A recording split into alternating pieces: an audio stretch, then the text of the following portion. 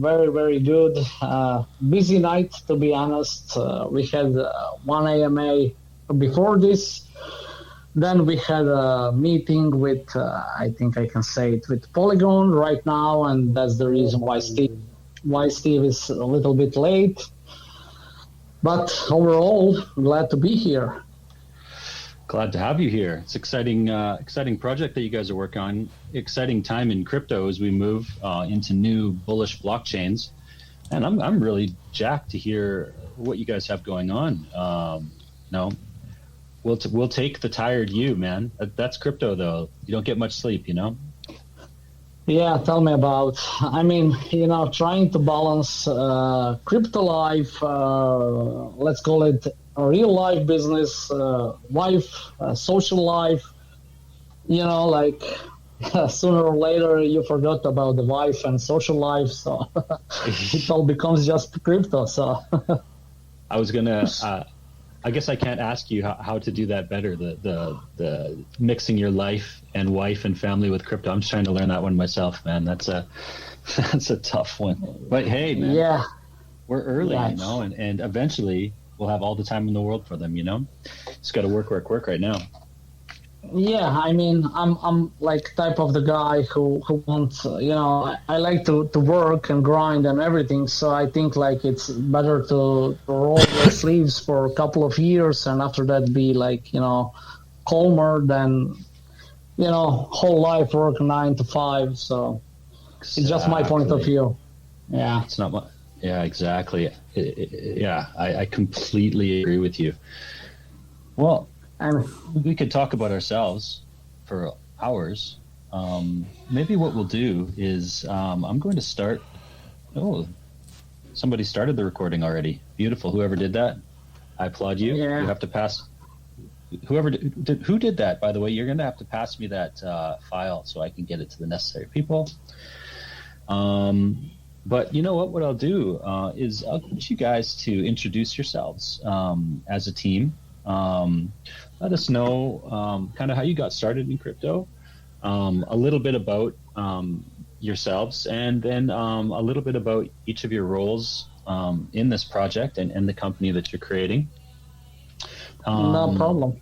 Yeah, and then we could talk about the project after that. Please go ahead. No problem. I would just like you to unmute Savage and Westy, if that's possible.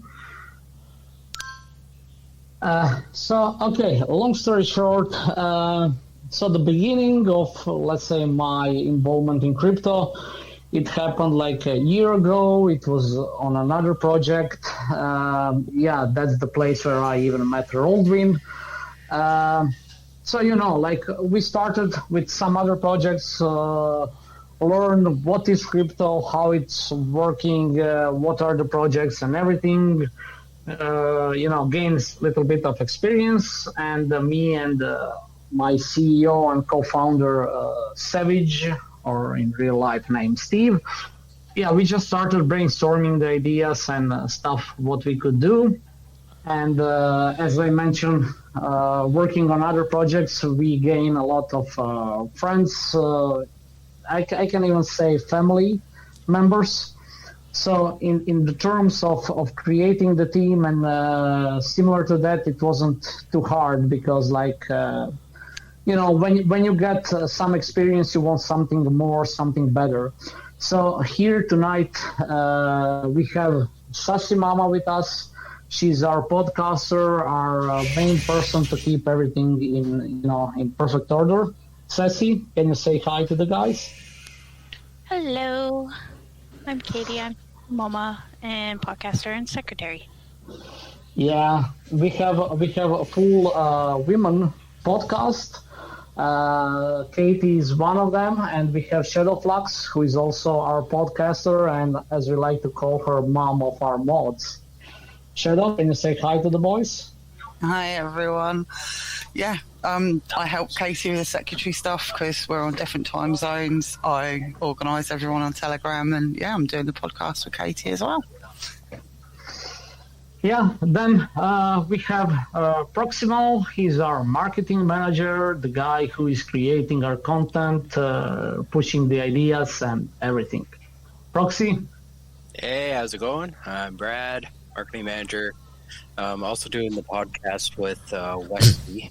He's my right-hand man. Can't get things done without him if he wants to jump in here. Yeah. So, Westy is our community manager, our podcaster. So, Westy. Yeah, hi guys, and thanks for having all of us here. So I'm the community manager. I've got experience in that. I'd say a lot of you might have known about GMR or been part of it. I used to be the community manager there, but came to LitBit because I know Savage and Brockford, run a good ship, and looking forward to having a few of you over.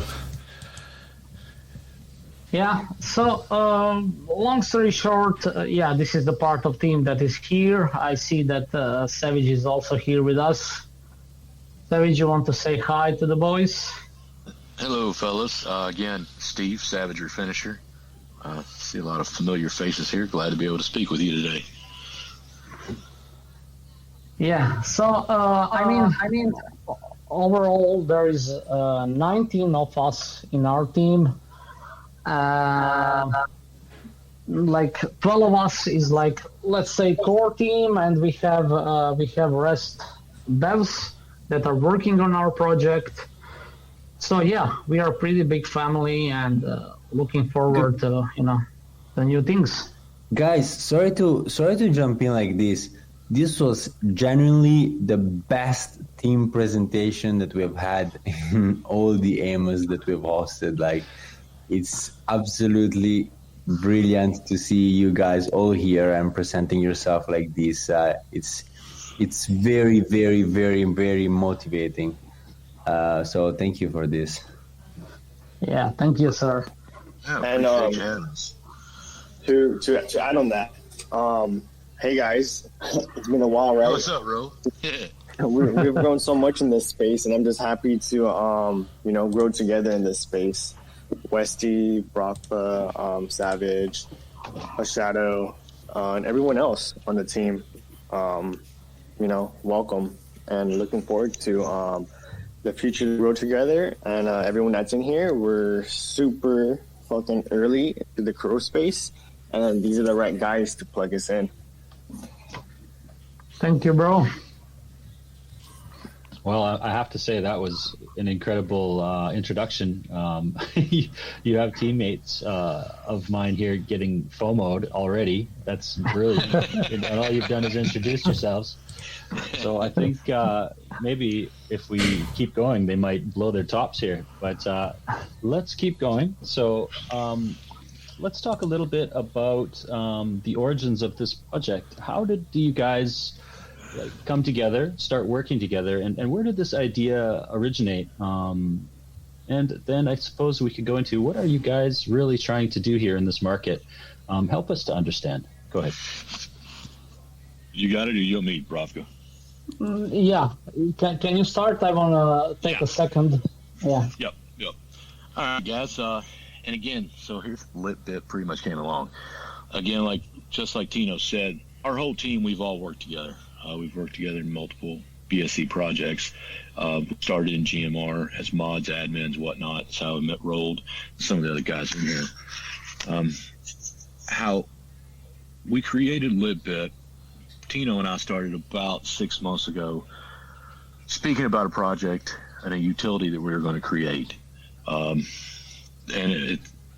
were trying to figure out what needed to change just from the way we entered projects, the way we seen the projects go after launch and whatnot. So that's where, and again, there's more to our utility than just our Launchpad. But the way Launchpad started, from managing one while we were creating it, we saw flaws in the development of Launchpad and the way they just perform business in our space. So, and that's where we've come up with LitBit, where our Launchpad is more of an incubation. We want to create, just like our header says, an elite Launchpad. We want a premier Launchpad, and it's pretty much for incubating projects. So not just launching a product. So getting in, working one-on-one with a team. There's when I say working with them, not just marketing that project or that the utility, whatever they're doing, but going in there and fixing things and suggesting, whether it be tokenomics, whether it be vesting, whether it be the website, whether it be the code, and working with them one-on-one and spending time with them doing that. Not just, hey, give me 2% of your tokens and let me launch you, and then gone. So a lot of times what we see here in this space is just a plethora of projects coming out. Mismanaged projects. I mean, the pump and dumps, the scams, this and that, where with us putting our face on our project and making accountability in this space, we have to pick and choose what projects we bring to the space, because by default, we're going to be, that's us. All right.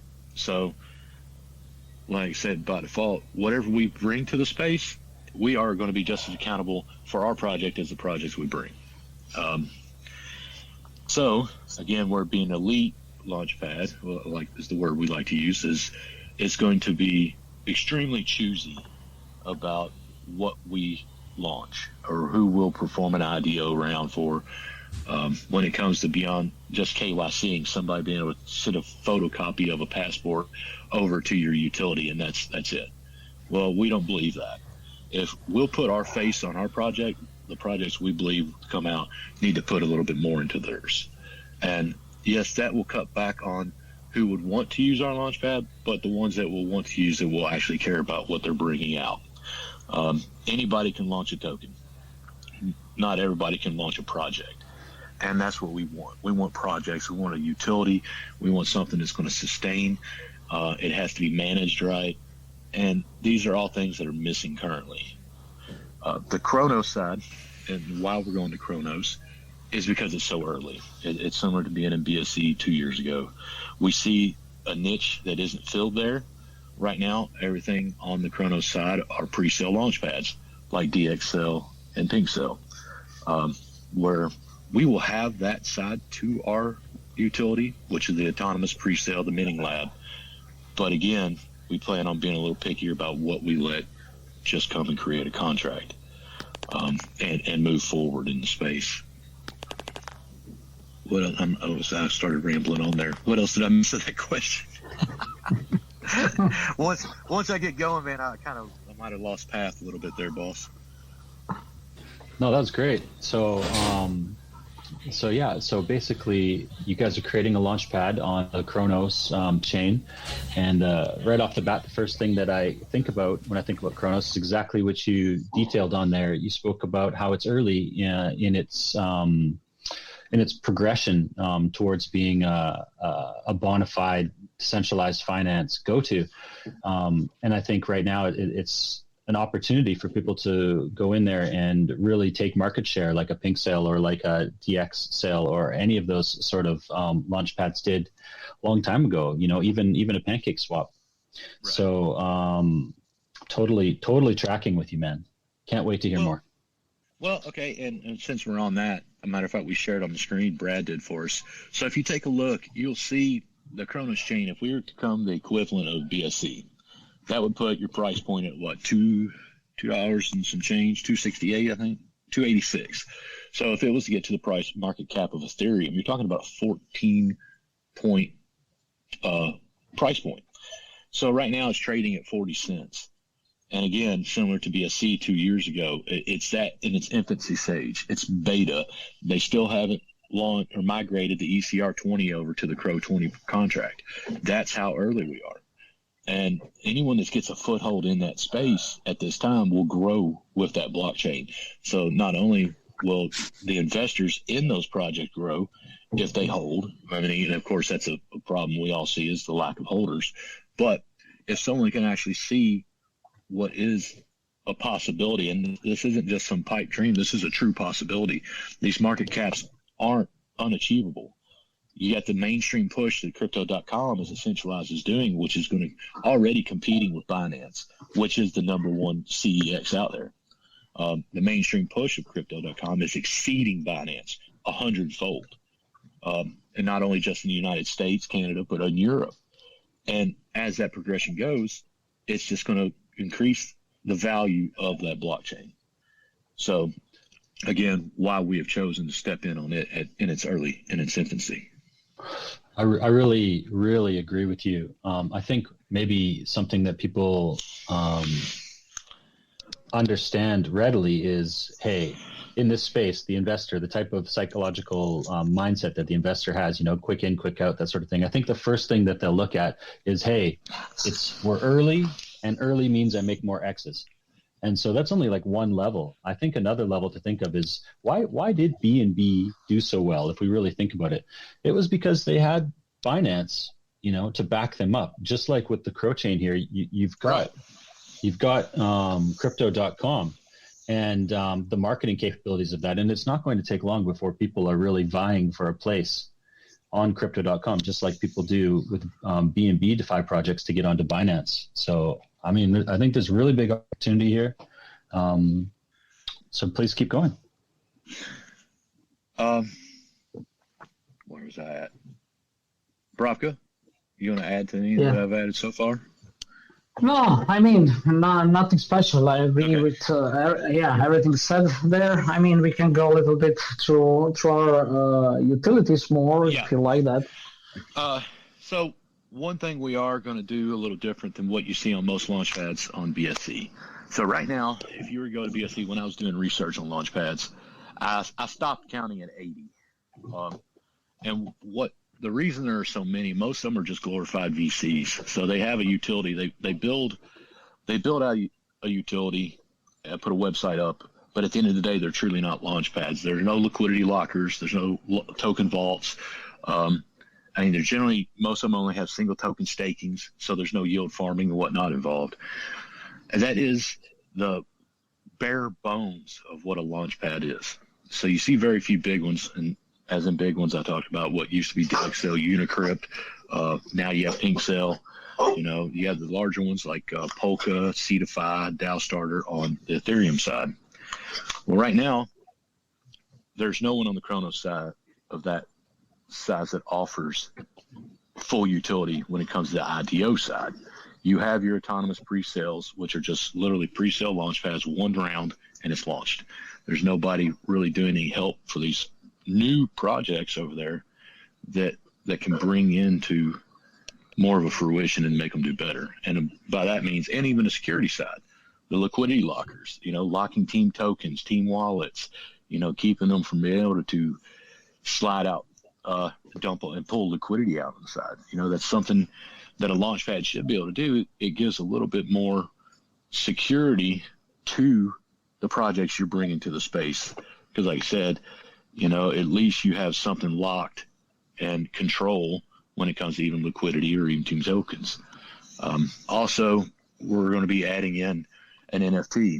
We've already locked down our artist, art studio, actually, that is creating an 3D metaverse NFT for us that we're utilizing on our platform. The beginning, of course, utility will be whether it gives you extra allocation, depending on rarity, whatnot, even possibly free guaranteed whitelist spots into IDO allocations. Excuse me.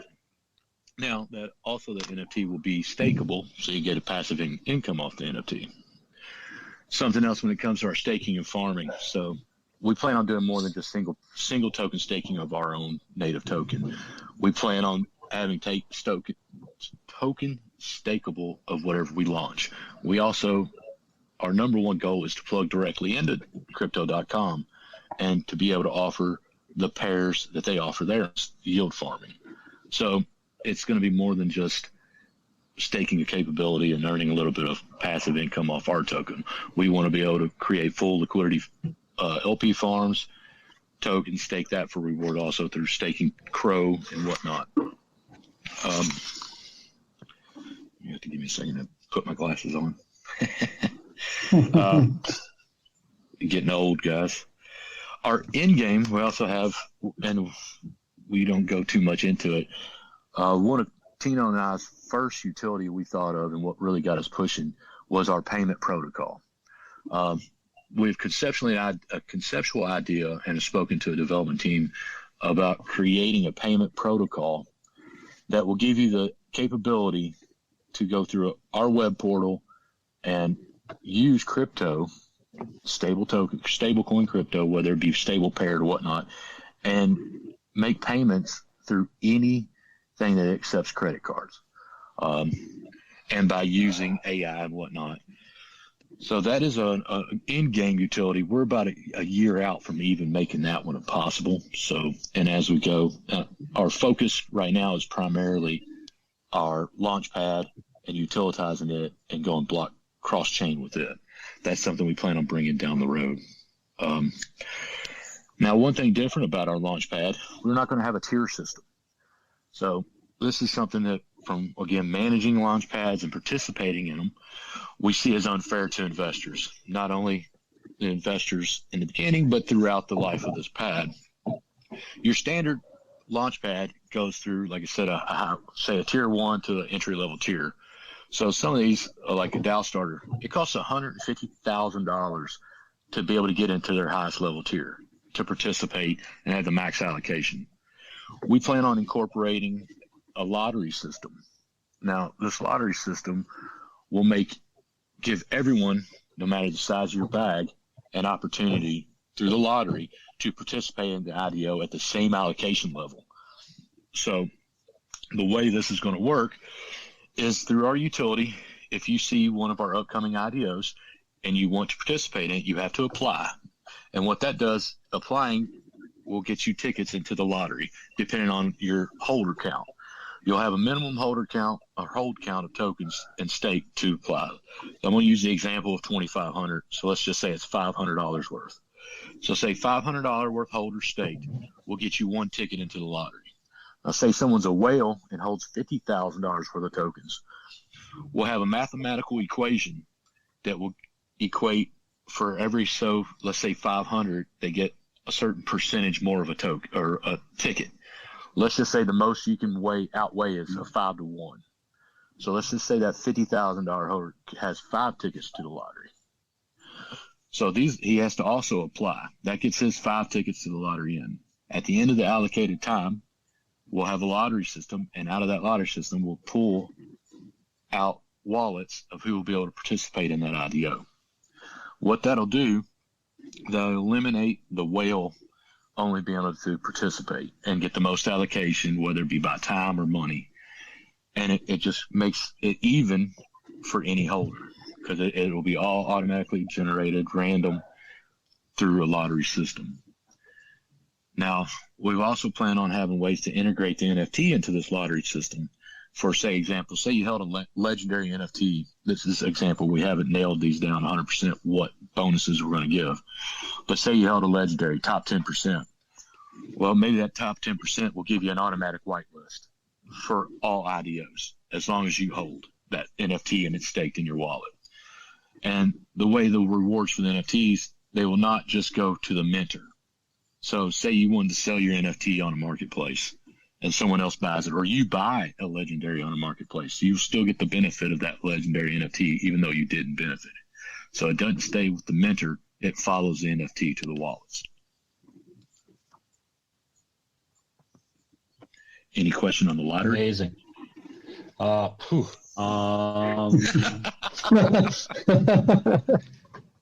You like that response? I am transparent sometimes. It just happens when you're live. There's no problem. Hey, that's what it's about. It's a lot of information, man. There is. I mean, like, okay, so I just look at your overall sort of utility tree here, and you've got like incubation, launchpad, NFT, lottery system, yield farming, like it goes on and on and on and on. And so I suppose I don't really have any questions about how they work, because it makes sense, you know. Maybe the community will have questions when we get to that point, but I, sir, at this point, do not. I suppose what I wanted to ask next was, what is the roadmap looking like for these utilities? And who do you see as your number one competitor? Well, roadmap for utility. Well, at launch, our public pre-sale will be off our pad. So we'll have our pad at launch. We won't be launching.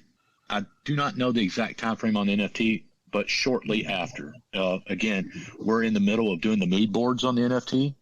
Our artist told us after we get our mood board done, the rendering to finish is probably about a month and a half. So if I get the mood board done like I'm supposed to this week, we'll have our NFT. We'll have our capability of launching our NFT within probably a week to a couple weeks from launch. And another reason we're kind of staggering that is we want holders before we launch the NFT. We're not launching the NFT first or any other reason because it's kind of useless. And in my mind, it's a money grab. Because without the holders, there's no point of having the NFT other than the value or what hype is created around the NFT. Something else that we're doing a little different on that NFT, we're going to be doing our mints in batch. And I forgot to mention that. So, and my plan is to mint 2,500 at a time. The reason, it's a 10,000 collection, but the reason we're minting 2,500 at a time, it would be irresponsible as project owners for us to mint them all at once, because later holders or investors in this project would not have the opportunity to mint an NFT and have the benefit of that NFT. Because if we minted them all at the beginning, say it minted out, then that means they're going to have to buy on a marketplace. So then they're going to more than likely pay an inflated cost. And that's unfair to the investor. And again, personally, everything else we're doing is trying to make this system more fair. So it would actually work against us to do it that way. So that's why we're doing that. Competitor-wise, from the research I've done at this moment on Cronos, there isn't a competitor. And that's why we've decided to go to Cronos and not BSC. There is not anyone offering incubation of projects on Cronos. The only ones I've found are literally pre-sale sites, similar to PinkSale and DXL. So on the incubation side, there is no competitor. Now, who's to say 6 months from now? I don't know. But the point is us getting there in the next month and a half, 2 months, that gets us a footing. But even if someone does come along, I don't think, because the quality of my team and what we're doing, I don't see anyone as competitors. Because I can tell you right now, I do not see another team coming out, putting their face on their project, and putting in the work and the effort into their project that we are. So at the end of the day, even if someone was there, I think we could be more their competitor than us ours. Let's see, roadmap. You know what? I think that was a great answer to the question. So I'm just me looking at your roadmap myself. It looks like by Q3 of this year, you guys should have almost everything out, which is great. It's not that far, and I think that will be looking really good in the market around then. As long as there's no nukes. Just kidding. I'm just kidding. That was terrible. That was a terrible joke. Oh my gosh. When you say something and then you want to get it back right away? Oops. Yeah. Okay. So, I suppose right now we are at, almost at token launch. So what we can talk about is, some of the tokenomics here. And I'm purposely not really jumping into the utilities because I want to have some questions from the chat and give them time off enough. So, so I see the taxation here will be 10% buy, 12% sell. For the buy, you're going to have 5% LP, 2% team, 3% marketing development, which is really simple, and I appreciate that. And then the sales, 6 to liquidity, 3 to team, and 3 to marketing and development. So that's you guys want to have a solid base for basically whale money, that you're putting a lot into the liquidity pool there. What is your vision behind that? All right, because honestly, that's the most important thing in a project. Something that bothers me personally when I'm investing is seeing a 1% liquidity taxation. All right. So, and again, just like you pointed it out, and it's kind of an anti-whale, the higher your liquidity to market cap ratio is what protects your chart. If you want to deviate away from these massive red candles, you got to have a liquidity that can take a hit. And from the beginning, that is our goal. We plan on launching, if everything works right, I plan on launching it at 20% liquidity. We might lower it directly at launch, then add, but within an hour from launch, I want to have 20% liquidity. I want to alleviate those massive red candles. I want to alleviate the taking those hits. But not, sorry to interrupt, not only that, just in case we step in the bear market, high liquidity is something that will keep you on the life. So that's, because we are looking at longevity, so that's something that, we are aiming, and that's the reason why we want to have a little bit bigger liquidity pool. Beautiful. I love that answer, and I totally agree. And, there's going to be a segment of investor that's always going to try to get the 10 times within 20 seconds, or they're just going to sell off. But, yep. That's just expected, but you guys are prepared for both sides of the equation. People trying to drain LP and people trying to just paper hand. That's the best way to say it. Yep. So I appreciate that.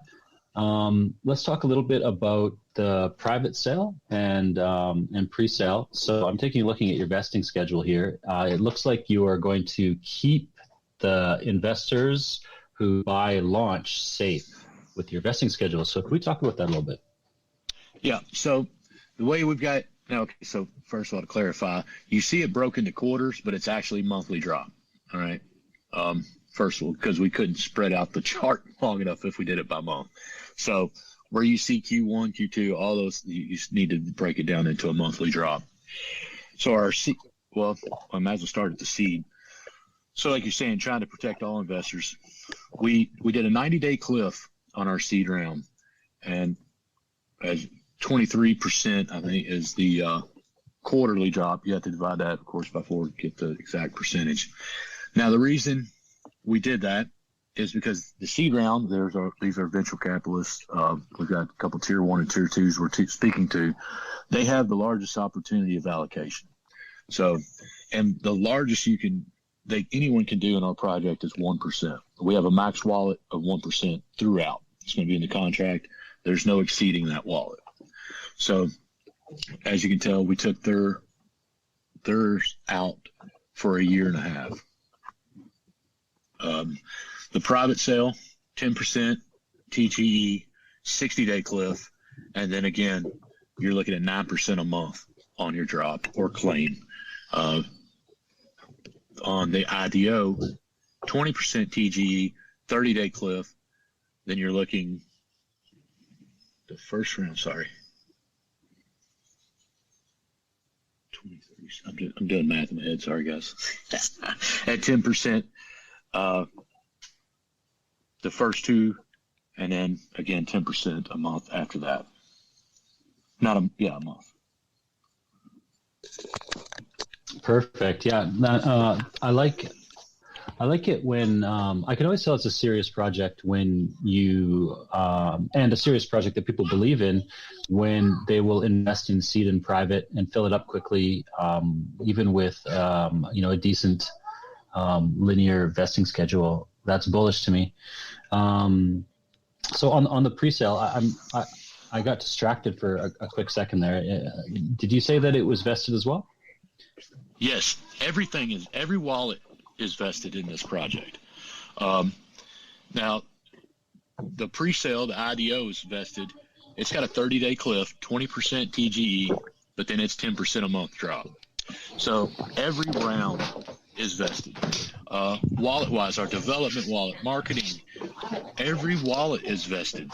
Now, again, what this does, it lowers circulating supply. It lowers the circulating supply at launch. So that gives you an opportunity to have a lower market cap at launch. At launch, we'll be running about a $450,000 market cap. So where if we didn't have a vesting schedule, we'd be running about a $20 million market cap. So that's where a lot of times people confuse the point of vesting. It gives you an opportunity to get in a lower market cap as you hold those increase in market cap and give you a better return on your investment.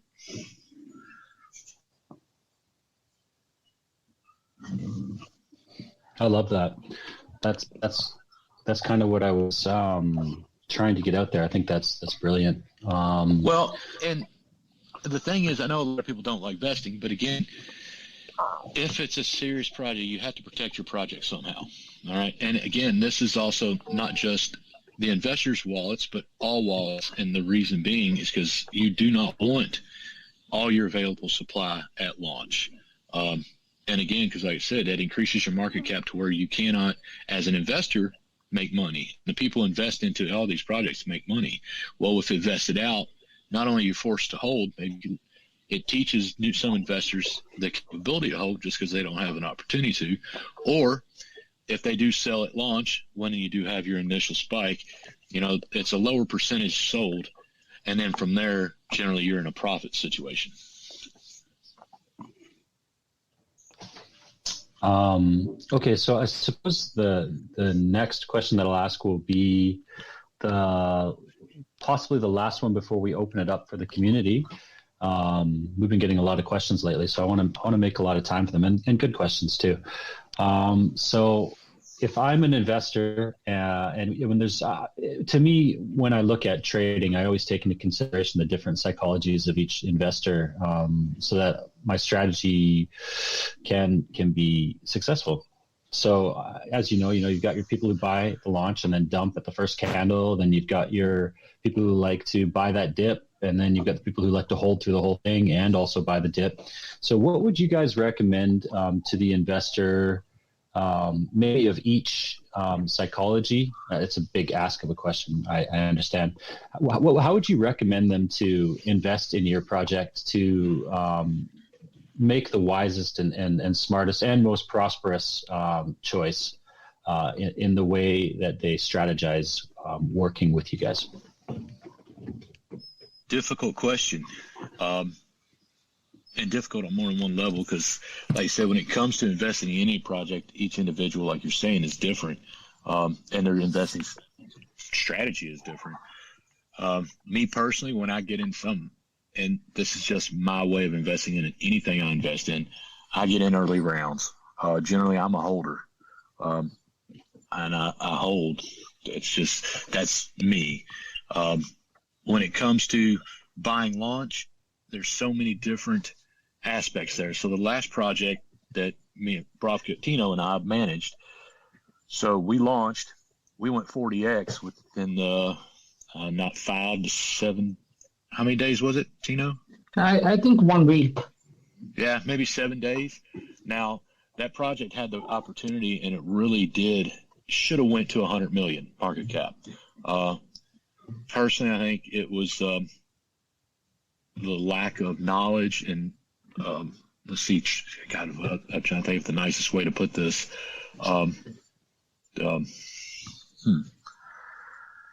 Managing of the devs, and it's just a nice way to say it, where they ruined their own project. It had so much potential, and again, with some of the vesting and the way they had things done, it should have easily been a 100 million project. It only went to about 37. Now, if anybody had been waiting on a dip, there wasn't a dip. The dip was a week later, and it was because the way the devs ran their side. So if they were waiting for a dip on launch, it never would have came. You'd have just had to pick a time to buy.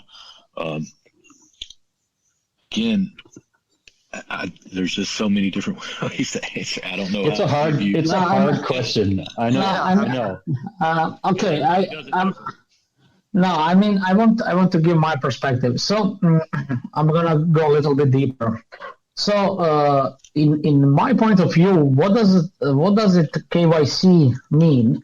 So when somebody who is running the project didn't do the KYC to the community and to everybody, that means that he have like escape plan in case that things things doesn't go as he planned, so he can just, cut off and run. We did doxing before even start the project and everything, which tells to the community that we are here for the long terms. So, in case of that, as Savage said, I'm also early investor always, and I'm a holder.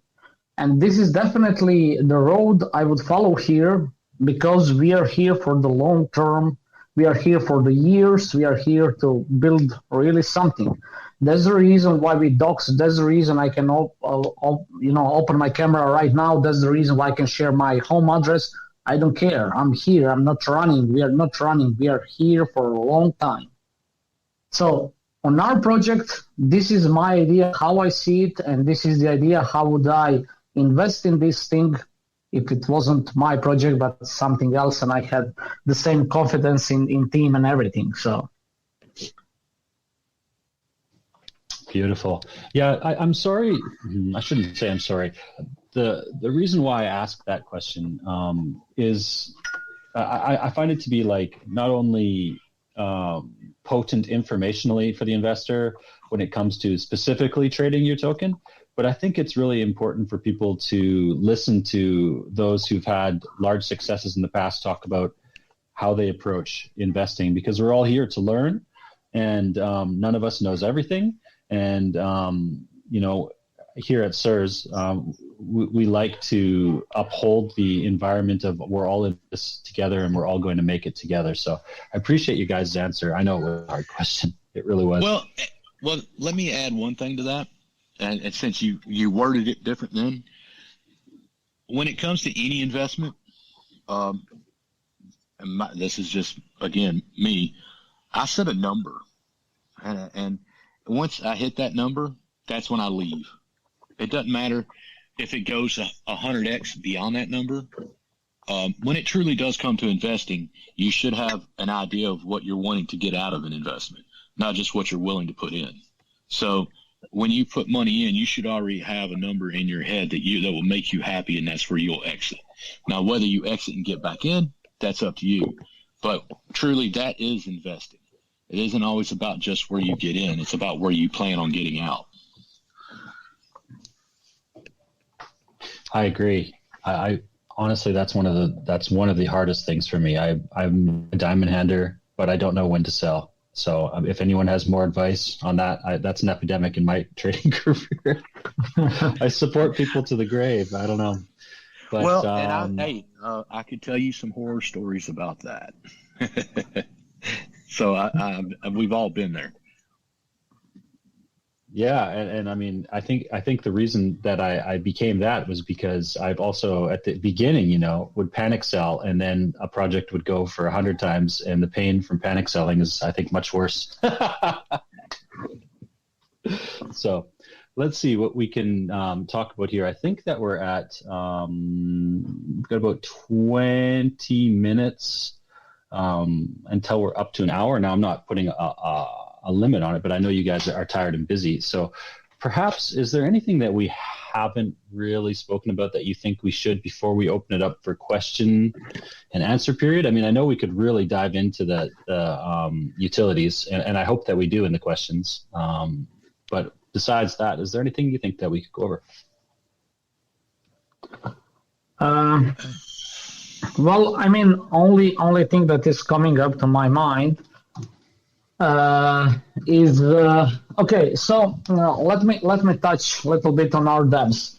So when we were deciding who we want to develop our project, we, as Steve likes to say, we didn't take like common BSC developers and that's it. We decided to go with the real deal, with the real company. The company we take for our development is the one who managed the project, who developed the project, which gathered more than $10 million in capital.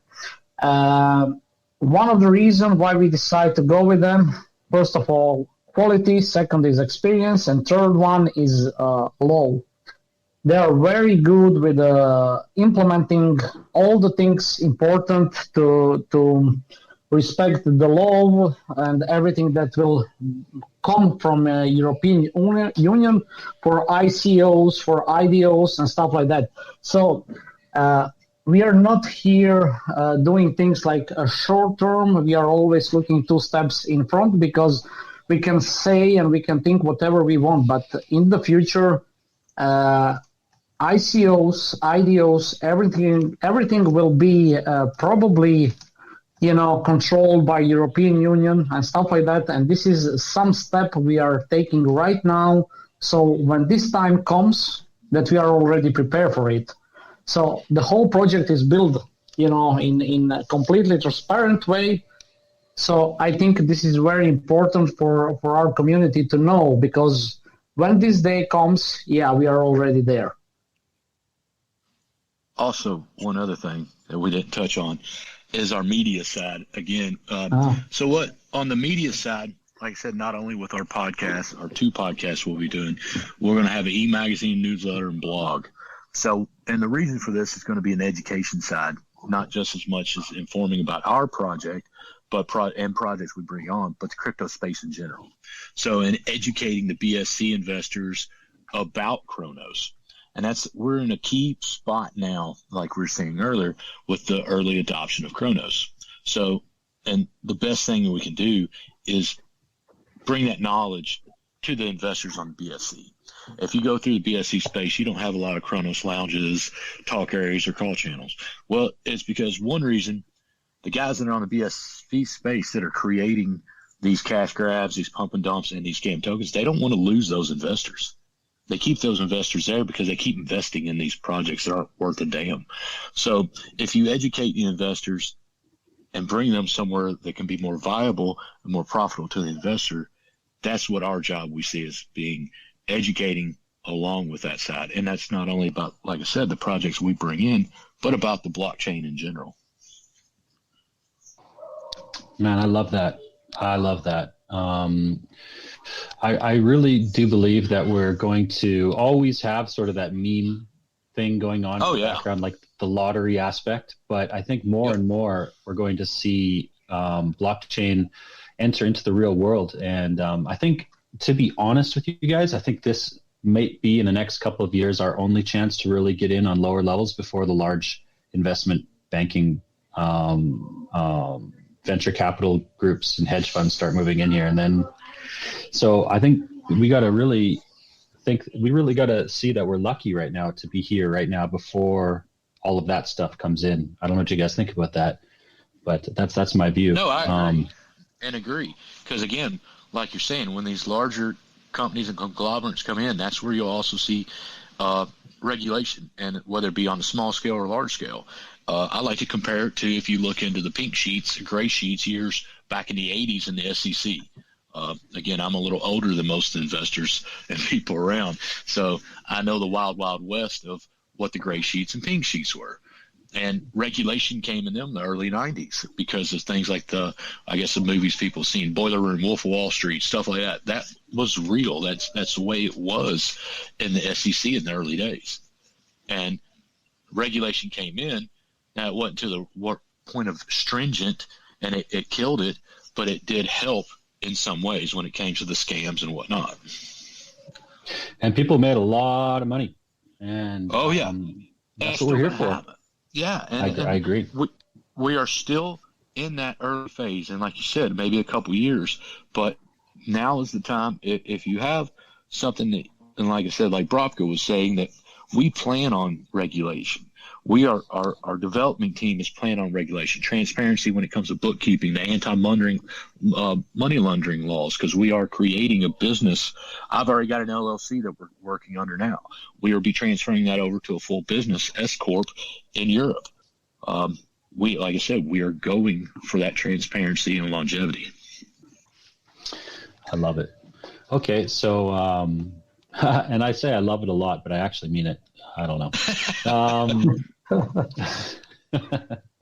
Let's open up for questions. Let me pop this into the chat. Okay, we've already got one question there. Questions. can be asked now. So if you have questions for the team, please respect your fellow investors. You can ask in the VC, or you can ask in the chat if you're shy, and I'll make sure that the question gets asked. I mean, I'll at least I'll try. You guys ask so many questions. So let's do that now. Let's take a look at the chat and see if we have any hands up, and we do. Mr. Baca, you may go first. Hello. So when a project wants to launch in your launch pad, what procedures do you have in place to make sure they're legit and who they say they are and stuff like that? All right. Excellent question, because you know what? We've already experienced 2 fake contracts of our own. So that means anyone, and this is the problem, anyone can create a contract and go launch it anywhere.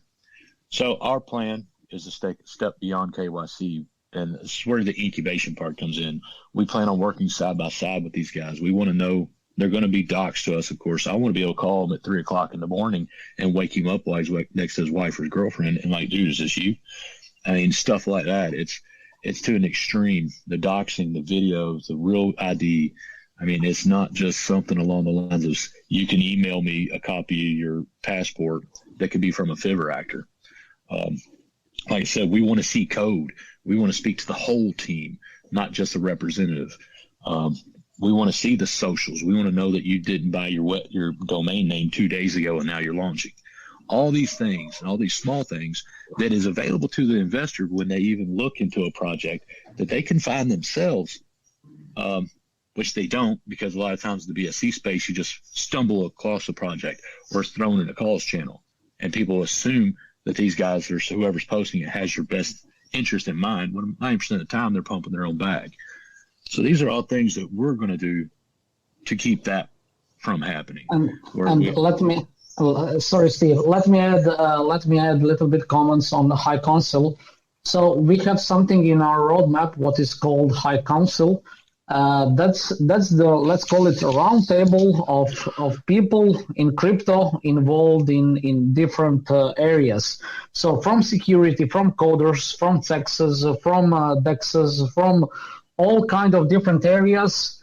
We will have people who will help us in vetting the projects, checking the codes, checking the safetiness of it. You know, it will not be only 2 pair of eyes on it, but we're going to create a whole team who will do the vetting and trying to find even the smallest signs that this is not secure. So as Steve said already, yeah, this is the way, the path we are going with in vetting the projects and making sure that it's secure. Thanks very much. That was a great answer. And just one quick question. Is there an estimated launch date for the token and the actual IDO platform itself? Well, so that we aren't, right now we're shooting for early April. We don't have an exact date, and the reason because that we want to make sure our utility's tested. How many times have you gotten into a project and went to use the utility and it was bugged or flawed or this didn't show? So these are all things that us as investors of this team have already been through, and that's something we're refusing to do on our own. So like I said, we're shooting for early April right now. So that April is our time frame if everything is working properly. But again, if it isn't, and if the market is shit, I mean, excuse my language, but it's no different than we were saying. If the market takes a crap, we're not going to launch in a 20% down market either. So, because we have to protect the investors' funds just as much as our project. Thank you very much. I hope everything goes smoothly for you. Yes, sir. Great question. Thank you so much for that. The next question will be from Caesar. I've allowed you to speak. Go ahead, sir. Caesar, there you are. Yep, please go ahead. Okay. Thank you very much. I listened properly when you guys were making your presentation. So, now that your project is on Spotlight and you have so many investors that got their eyes on it, just like me. So I would like to know, is there any incentive programs? Because new investors like me, no, but it's this program. So, then technically, you guys are free so far, making this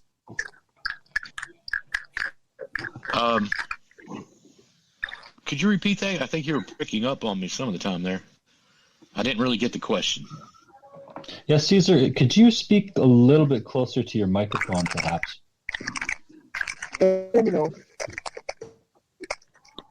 Yeah, you seem to be breaking up, Caesar. I'm sorry. Caesar, what we'll do is maybe if you could perhaps just fix your connection there, and then I'll come back to you, okay? We're going to let Augustus go now. Augustus, please go ahead and ask your question. Yeah, my question is about the long-term vision of the project. So what will you say is your long-term vision about like 3 years and 5 years?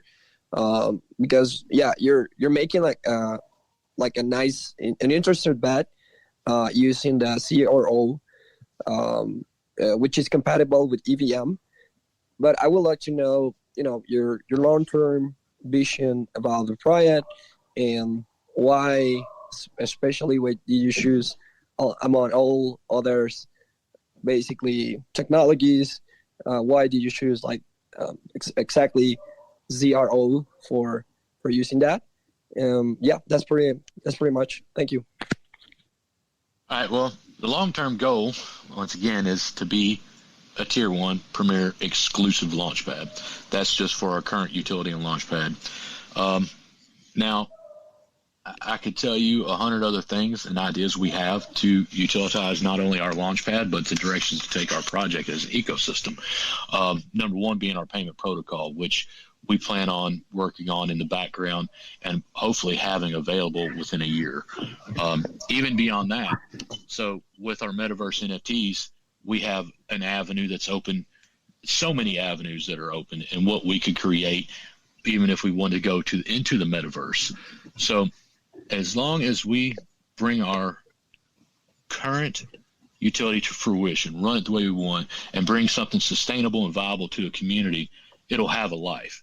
If you look at some of the older launch pads that have truly been around, truly Tier 1, and generally they're on the Ethereum blockchain, these guys have done it the right way, but they have went against their own path.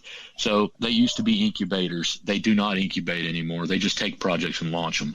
Now, they do have extensive vetting of these projects, but like I said, our goal is to be more involved, hold hands, walk them along the line, and stay with them throughout their longevity and through cross-marketing and whatnot. So, the future is endless because we don't know which direction crypto is going to go. We don't know where the metaverse or what edition. Last year, no one knew there was no metaverse. So if we go back a year, it's hard to say where we'll be in 3 years because we don't even know the expansion of crypto in mainstream, the world, anything in 3 years. I can tell you that we plan on still being here, and in any way we can incorporate ourselves or grow in this space, we're going to do everything we can to do that. And because me personally, this is my only project. I will not launch another token. I'm done. This is it. This is my focus. This is going to be my legacy. So I don't have room to fail. And that's just who I am as a person. So, Rob, can you add to that? Yeah, I want to add because the thing is, okay, so when we talk about the future, everybody expecting like we're going to add 30 more utilities to all of this. But the thing is, the projects that are just adding the utilities, they don't have even one utility that is, very good quality, that is properly working, that is bringing the revenue. So I would personally more focus on creating the successful one, already existing one, creating the good sales team, creating a good vetting projects and stuff like that, than just be adding the utility with how market develops. So now we have metaverse. Yeah, we need to run to metaverse. Tomorrow we're gonna have something third. We need to run to that one, because that's not how you create a company. That's not how you create a legit project. You decide what you want to do, and you make it great, and when it's great, you can step to other thing. So our utility, what we have here, everything is connected. Only thing that is not connected on our utility, it's a payment protocol. And this is something like, let's call it end game for us at this moment that we know and that we understand. So for us, the long future stops with the payment protocol, but it doesn't mean that we will not be adding more stuff to it. But we want to create that payment protocol really quality, really good, and really people to use it. So yeah, as I mentioned already, we are focusing on what we are doing right now, and in the long run, we want it to be a good things. Yeah, I see. That's actually a good point of view.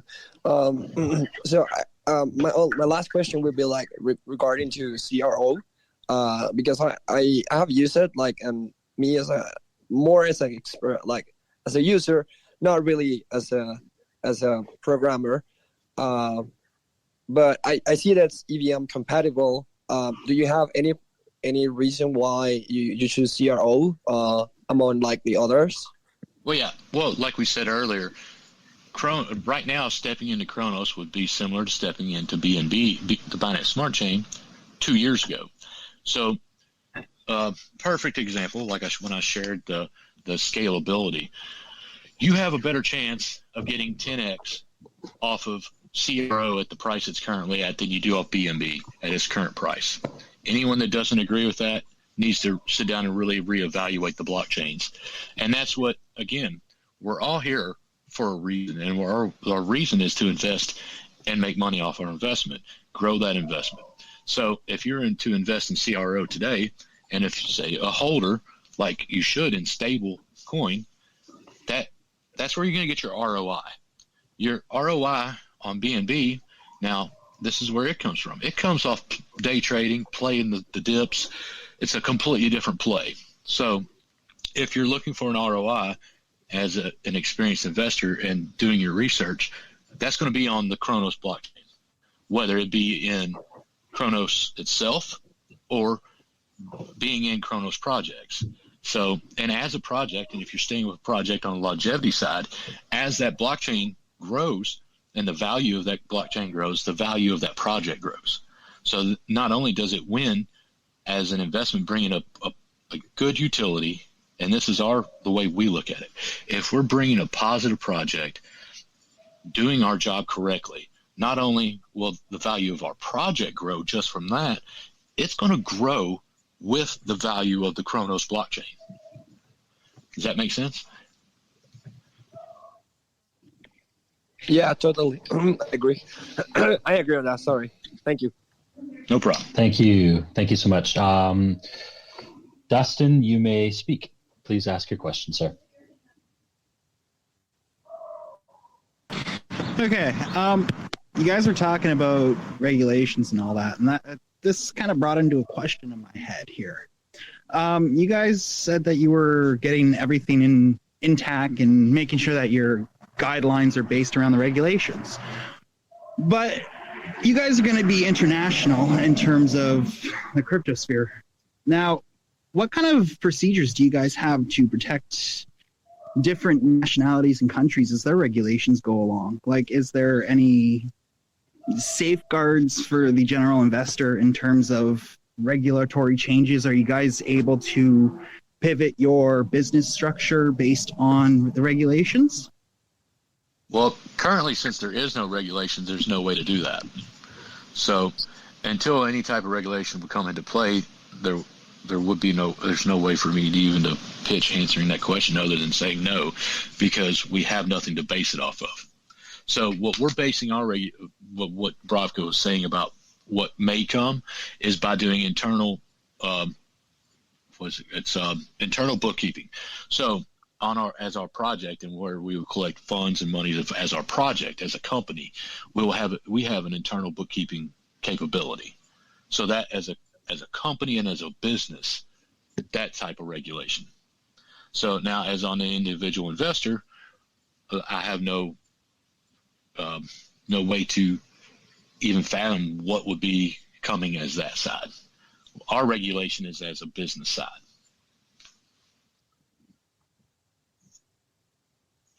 All right. Oh, that's it then. All right. Thank you for that question, Dustin. Do we have any more questions from the VC? If not, then I'm going to go over to the chat because we had a few questions there.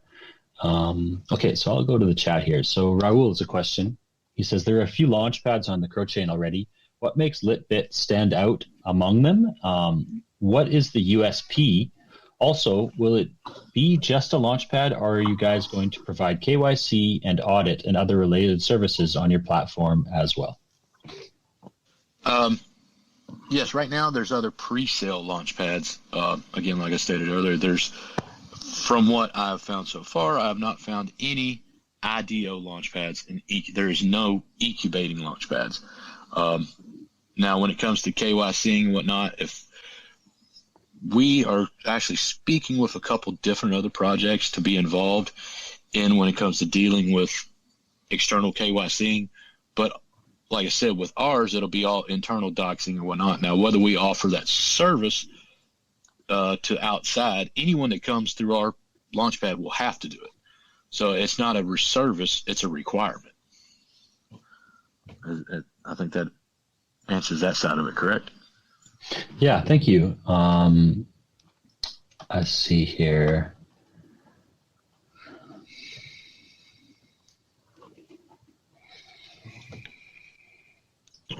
Sorry, I just want to make sure that there's nothing that really doesn't need to be asked. Oh, no problem, man. Here's an interesting question, actually, and I kind of like where it's coming from. So it says the majority of community members, so maybe that's his community, of his community members are from lower middle class family, and they can't participate in Launchpad IDO, which requires a certain amount of tokens to hold. So do you have any plan for the financially weaker section of the community members to be able to participate in the IDOs without holding any Launchpad tokens? That's an interesting question. Yeah, well, and I mentioned that at the moment, like I said, if it's not participating as a holder, the only way is if it doesn't fill, it would go public. Of course. But it'll of course only be on our platform, but that's the only time a non-holder, and that's just similar to any, not only Launchpad, but even pre-sale. If the whitelist don't fill, then it has a public round. Yes, exactly. Okay, let's move on from that question because I think that was easily answered. And I appreciate your questions, all of you. Thank you so much. I'm not trying to minimize anyone's question. I'm just trying to get through all of these questions. So Mazzy Mike says, please talk a bit about the payment protocol. What are the transaction fees going to be like? Again, well, there's no way to talk about the payment protocol because it isn't in development. So at the end of the day, like I said, we're focusing primarily on the Launchpad right now. When we get to that point, it'll also be in the background, and it isn't something that we'll be just posting constantly about or going extravagantly into detail about till it is in fruition. Because if we did that, that would take attention away from what our main focus is right now, and that is the Launchpad and focusing on the projects we bring to the space in general. The specifics, Thank you. I mean, there's no way to give specifics. He's way ahead of the game. Yeah, He's way ahead of the he's game. even beyond us. He's like, come on now. Okay, so the next question we got here is from Clara, and it's an interesting one. It says, I love your project, but I'm still not convinced enough to invest my funds. So can you please tell me 3 quick, good reasons why I should invest in your project? Well, now, again, I'll answer this question like there's a very common question in AMAs I get asked, okay? And I've been asked it a dozen times at least at the end of AMA, sell me on your project. All right. So I'm not here to tell anyone to invest in our project. I'm here to relay information, the transparency of our team. I always suggest you DYOR. Now, all I can say is what we are willing to do as a team. and that is to work our hardest to clean up the space, to make sure projects that we launch and to come onto our platform are as safe as humanly possible by us. Like I said, we wouldn't be putting our faces on our project. We wouldn't be publicly doxxed. I mean, our information wouldn't be available to the public if we weren't planning on being mindful about how we conduct business in this space. And as business owners or previous business owners, myself and Tino are running this like a business. This isn't some, no disrespect for anybody in their 20s, but it isn't a 20-year-old dev from BSC with 6 months experience launching a token and then it just dying. This is a business to us, and it will be ran like a business. And that's anything. Tino, you want to add to that? No, I mean, as you said, there is nothing else we can add on it. I mean, we know our quality, we know the path we want to go. And last thing, as you said, like we are already business owners, and we don't know how to run things, halfway. We run it properly or we don't run it at all. And this is the reason why Steve said this is the only project I'm going to push, the only token I'm going to push in the crypto, because we are all into this one. So as you stated, we are not trying to sell. We are not trying to push anybody to invest. We want everybody to do your own research. And if you feel comfortable with us, here we are for you guys. I really, really appreciate that answer. I think that transparency and honesty in this industry from a team pre-launch is really bullish. Lets me know that I can trust you guys long term. So I appreciate that. And to add to that, we've already put more time and effort into this project than most that have launched. Like I said, Tino and I started speaking and working on the particulars for what we're doing 6 months ago. I guarantee you 99% of the projects that are launched in the BSC space don't put 6 days into them. And I know for a fact multiple ones that, and not even scam ones, but some that should have been good projects that literally somebody, a dev, had an idea, and 7 days later he was launching his token. I know for a fact. Steve, can you tell the anecdote that we had right now with Polygon about being early? Oh yeah. So literally the call we were on right before you guys, we were on with Polygon Studios, and the woman we were speaking with even made the comment, normally, people are talking to them a week, wanting to do their post about the partnership that day.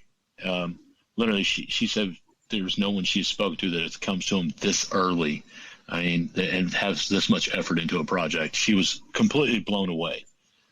That's what I'm saying. The effort that we're putting into this without even having our token launching for another month at minimum should tell you something. I love it. Okay, so what time are we at? Are you guys okay for maybe one more question? Yeah, of course. We're good. I think this is the last AMA today, isn't it, Brock? Yeah, I think so. I mean, we should have a staff meeting now, but we're gonna reschedule for tomorrow. Oh yeah, it's such a grind, this space, isn't it, gentlemen? Oh yeah, it's an incredible grind. Okay, so the last question that I want to ask to you guys is this one, and I think it's a good one to close up on. And it is, why did you choose the Cronos chain instead of BSC/F? And do you think we will get more investors than a BSC project? Okay. And again, to touch on the Cronos, I can't stress it enough, not only as just our project, but as anyone that is an investor in crypto and is looking for long-term plays. So there's two ways you invest in the space. You can try to get your moonshots and play what the shitcoin market, meme coins, and get lucky and get your massive returns. Or you can play a slow and steady when your stable coins and actually make a return that you can go to bed on at night. So in my wallet of stables, right now, Cronos is my play.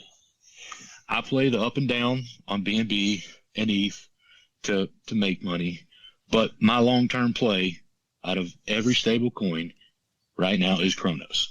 And again, because what I believe the ROI on that is compared to ETH and BNB. Now, those other plays are stable plays if you catch them at the right time. Take, for example, the market's been down 7 to 10% the last week. We just had a bump today. All right. 7% of a $500 or $400 BNB is $280. 7% of a 40 cents on Cronos is what? So you're talking about 2.8 cents. What would you rather see? You want to see that 7% on 500 or I'm sorry, 400 or 40 cents. So that means you can actually get your ROI higher. And again, why we are going on Cronos. And it's EVM compatible. So that means it's a Solidity contract. All these contracts, DApps, all of it can work together. And again, why we are able to be cross-chain from the rip. We can go cross to BSC, Ethereum, Cronos, and Polygon at launch because we can prepare our utility that way. And it, thankfully, because the EVM of Solidity. I forgot the second half. What was the second half of the question? I tell you, my friend, soon you'll be able to have a nap. I just understand this so much. Thank you guys so much for going overtime with us to answer these questions. I really appreciate you guys. And I'm bad about going into detail a little too far sometimes. So I now forget the second half of the question. Because honestly, and that's the thing, dude, this is, I wasn't always full-time crypto. But about back in May, I was in a bad accident about 3 months ago. So now I'm full-time crypto. So I'm very calculative about the plays I'm in. I don't even invest in BSC at all anymore. I don't. I refuse to. It's going to have to be the Holy Grail is going to have to come on the BSC for me to get involved. I don't play pump and dump shit coins. Even some of the utilities, the GameFi, I'm extremely picky about what I invest in. I spend time looking into it. I DYOR, and anyone that's investing in anything should spend more time than what I personally think than they are right now looking into the projects they're putting their money in. At the end of the day, I don't care if it's $5 or $500,000. You need to take an extra 10 to 20 minutes of whatever you're investing in. Look into the team, the project, the utility, even if it's DMing them, speaking to them. Our team is 100% available in RTG throughout the day. Twitter, we are reachable. That's one thing about our team, unlike most. Not just you can reach out and speak to us if you have questions. My DMs are off the hook, all of us. We're there. If you think of a question outside, you're more than welcome to speak to us either in the chat or outside. And that's something that needs to be more common in this space. Is because if you go to a business, you might not be able to speak to the owner, but you can at least speak to a manager. Well, in this case, in ours, you can speak to the owners. Don't ever think you shouldn't be able to reach out to people. And I'm rambling again. No. I appreciate that. I think that what you're trying to get across is that you guys aren't a pump and dump scheme. You're here for the long term. You're trying to actually establish yourself as a goods and services organization within the decentralized finance realm on the Cronos chain. And, investors who are looking for long-term quality investments that will give them passive income and opportunities in upcoming launches in the near future and mid to long term need to pay attention to what you guys are doing and really do their research so that they can understand and therefore not panic sell if you see a little bit of red or whatnot. I find that people who don't do their own research are panic sellers. They got in because of FOMO and they get out because they're panicking, and it's not going to serve you that well, So I appreciate that. So I think what we could do, gentlemen, is we can begin to close up. Is there anything? I feel like we've gone over everything.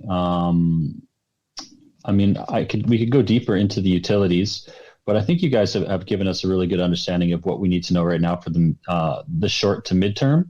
And of course, as long-term utilities become more available, you guys will speak about that more and more in your Telegram chat. So if you're in this chat and you really are excited about this project, I highly recommend that you go and join their Telegram and ask more questions and get excited about what's going on here. So with that, guys, would you like to close up? And who would like to close up for you? It doesn't matter. Yeah, so you guys pick. Go ahead, Bravka. Yeah, go ahead, please. I mean, honestly, after all this talking today, there is really nothing special I can say here anymore. I mean, for all the people who are listening to us right now, I mean, the main thing we are focusing here and what we want to achieve here, and to describe us in one word, it would be equality. This is something which we start with and something which will be end with. So thank you guys all for listening to us, with being with us. Yeah, join our Telegram, join our media, and feel free to ask whatever you need from us. We are here, we are transparent, and you can always reach us.